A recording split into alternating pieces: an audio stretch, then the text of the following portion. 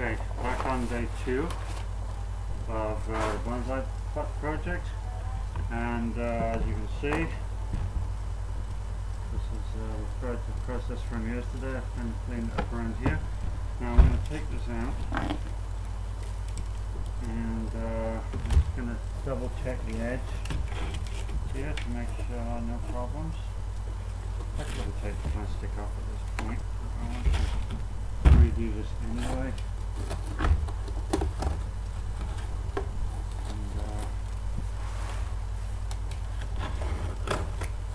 going to take the top off too on now, pulling this up a little bit. Okay. Double check my edge again, make sure there's nothing that's going to be visible in the finished product, because the top rim is going to come up to here. What I was looking for. Okay, so what I'm going to do now, I'm going to soak this in water for about half hour or so, get it nice and damp, and I'm going to work on mixing my top coat of cement, color cement. A bucket, and we mix it dry.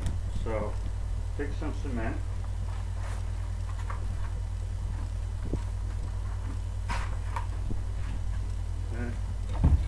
And take some powder. Now I'm going to go for like a reddish brown on this one, like a natural clay color. So the colors I'm going to use are yellow, red, and black. The black I find is necessary pretty much all the time, otherwise you end up with way too light a color. Now the yellow doesn't have a very strong influence on the color, so I use quite a lot, and I don't actually measure anything pretty much on this, I just totally guess. But we'll do a color test in a minute, so don't worry about it. Okay, now I'm going to use about 20% red to my yellow, and I'm going to use around about 20% black to my yellow. Okay, put more cement in there.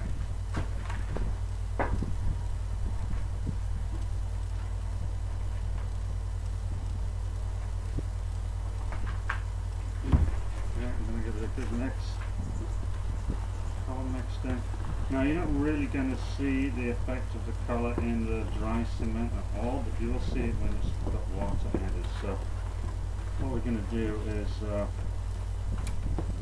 when we've got this ready, we'll do a colour test. Now you do not want to run out of cement. You want to make sure you got easily enough to finish the job. You don't want to be adding more, because you never get the same colour again. So keep on adding a bit more here, and I'm going to fill up my bucket. I've done this before, so I have a reasonable idea how much to use. Okay, so I've got to make sure I got more than enough to finish the job here.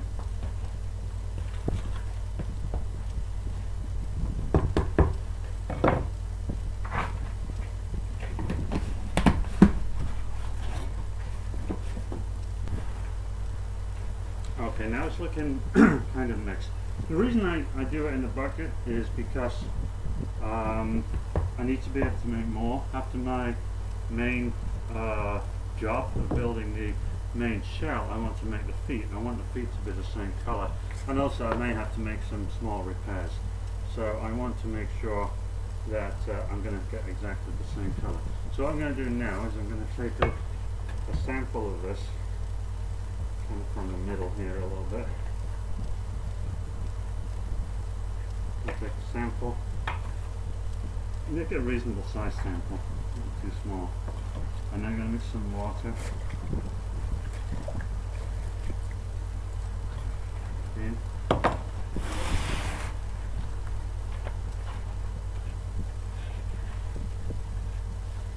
And then I'll start to see the color. Now, the colour of the wet cement isn't necessarily the colour of the final product, but it's reasonably close. It will be a little bit lighter than this. Well, when it's dry, it's going to be a lot lighter than this, but I usually put a gloss sealer on, and that will bring some of the colour back. You can see the red is kind of starting to mix in right now. So I got myself a kind of chocolatey brown. Maybe not as red as I was planning, but I still kind of like it. I think it's a nice enough color.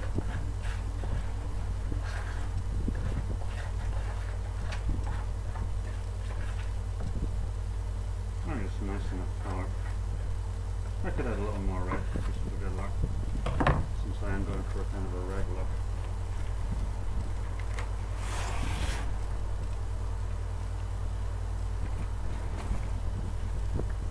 But I'm not going to bother doing another colour test. I'm just going to take it on faith that this is going to come out the colour I'm after.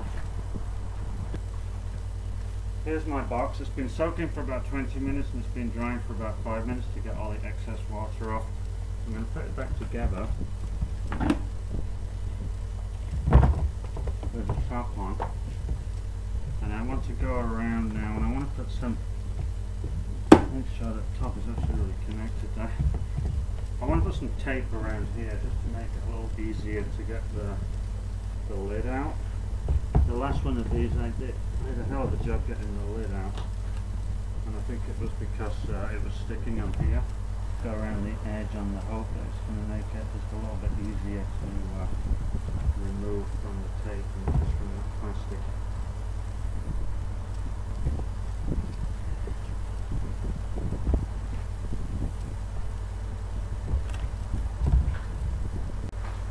Check your numbers. I got my 1 here, my 2 here.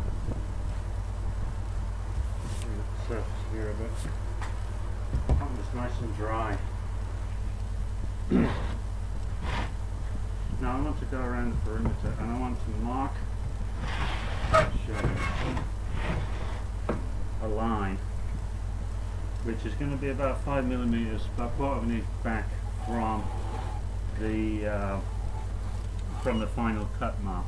So basically I'm holding my pen like this, you see. So, and this is where it's going to ultimately cut to, but this is where I'm going to mark about here.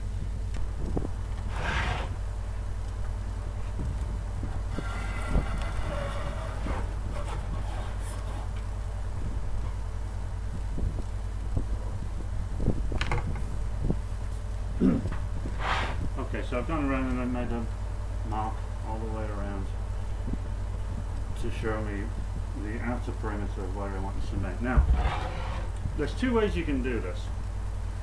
The way I've been doing it up to now is I mix my cement and then I kind of plaster it on like this. I plaster it on about a 1/2 inch or so thick, 3/4 of an inch thick. Leave it for about 2 hours and then shape it with this. Now that works pretty well. It's easy to do because you don't need to make any form work or anything. And it's good for any shape. You could do ovals, you could do anything you want with that idea. But the downside is it's very difficult to get all the air bubbles out of the cement. And I want to try and get as many air bubbles out as possible out of the cement when I do this. So I'm going to use a different system. What I'm going to do, I'm going to use some form work. And what I've done here is I've made up some fiberglass, some plywood, laminated plywood pieces, and I'm going to, and these angles, these are 10-degree angles, which works out well for this kind of bowl shape. If you were going to go with more of a flared bottom, you probably want to go to about 20 degrees. So this is going to be something you're going to have to play with, and this requires you have some reasonable woodworking tools, so it may not be for everybody. What I'm going to do is put this together like this.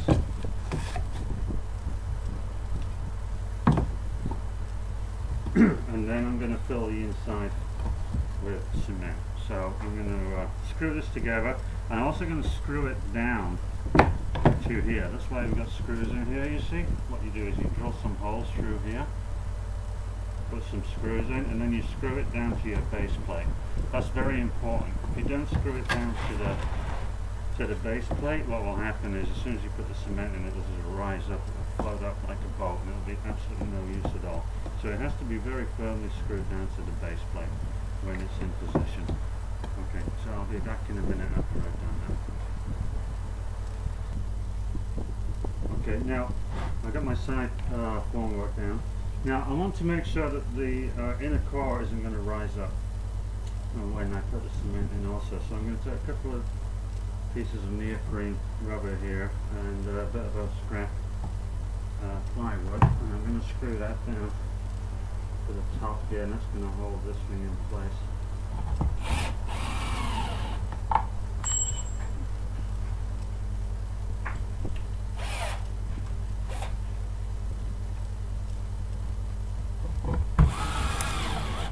Okay. Now I'm going to turn it upside down, give it a good shake, make sure there's no rubbish or anything found its way into the bottom there. Bit of a tap.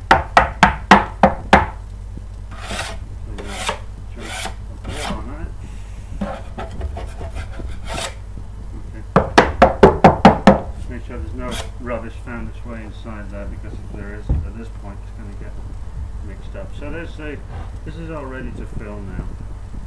And final check that my formwork is outside of my blue lines, and now I'm going to add some water to the cement and we've got that going. Okay, now yesterday I said to use the plasticizer. I said about 20%. I checked on the internet and that's way too much.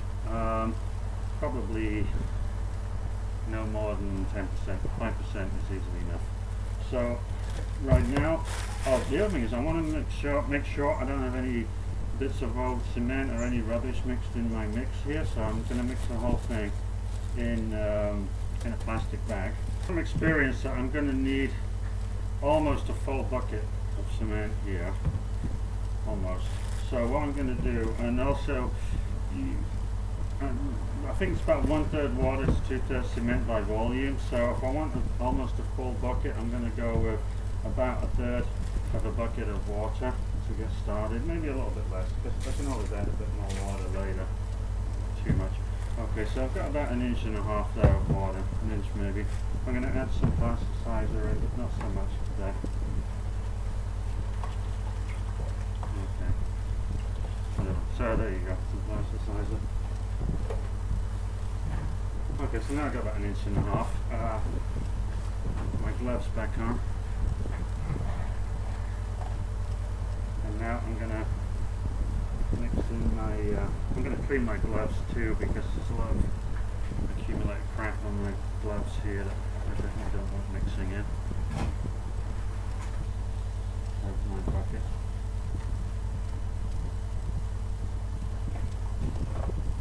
Now here we're going for a reasonably runny, not runny mix, but certainly something that will flow a little bit.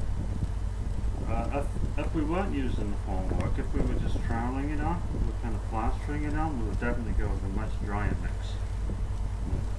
Okay, so we can go ahead and there's definitely not enough water in here. I can see that right now. I'm not even close to the top of my bucket yet, but I'm just going to go ahead and mix that into the water I do have. Okay, I'm going to add a little bit more water here.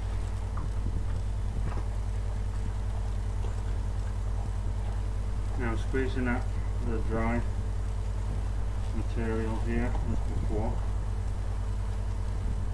and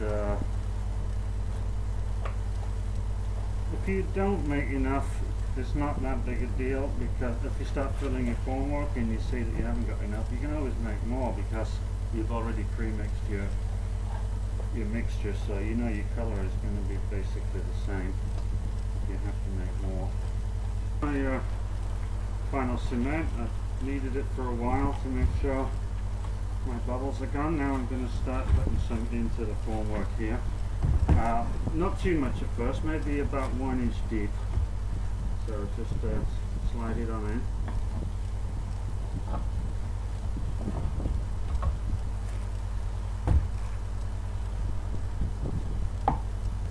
Okay, now, I'm going to use my hammer drill to vibrate it in the absence of a real concrete vibrator.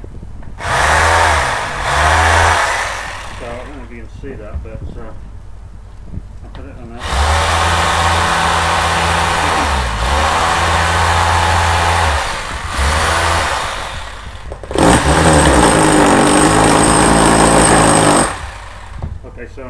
my hammer drill here to vibrate the cement down to the bottom. I can pull this over the edge of the table a little bit and then do it from the underneath too.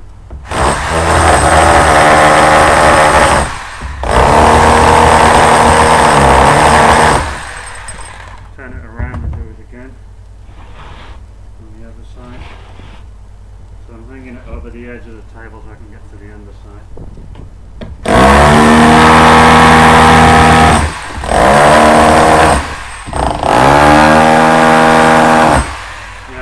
See that it's running out of the formwork a little bit.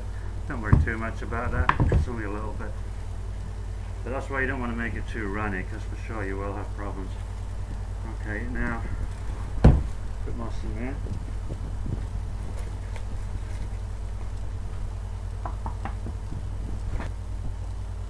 Okay, so I mixed some more. Interestingly, if you wanted to make like a two-tone or a gradient kind of effect, you could probably use the same idea as this, but you know, mix different colors at different stages, pour them in. You could probably get some kind of interesting effects doing that, but that's a video for another day. So I'm going to keep vibrating this in.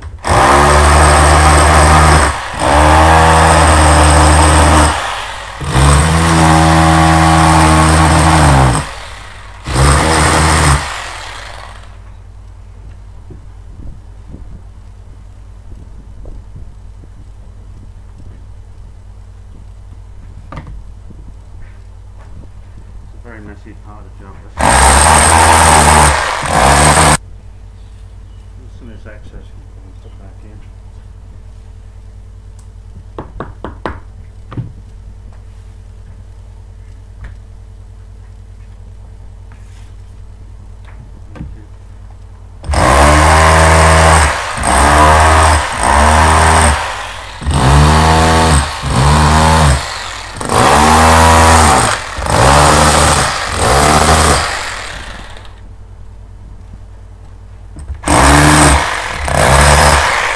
Okay, I think that's enough. So hopefully I've squeezed out most of the air at this point. Now one last thing I want to do is you need to figure out when to take the formwork out and start shaping, and that timing is very critical. I did one 3 or 4 days ago and I forgot about it. I left it for about 5 hours and it was very difficult to work. So I think that obviously depends a lot on humidity, temperature, how much water you put in, many things, but I would say that the average is around 3 hours before you can start working it. What I'm going to do right now is I'm going to take some of the excess and I'm just going to plaster it on the side, and I'm going to use that as basically a test for when it's ready.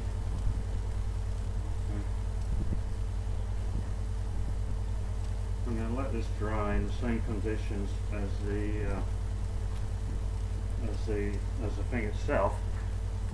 I'm going to put this against laminated plywood, and I'm going to put this against here, and kind of push it in a little bit, and then I'm going to leave it there, the whole thing, for about 2 hours to firm up a little bit, and then I'm going to take this one off and test it to make sure it's workable, that it stays in place.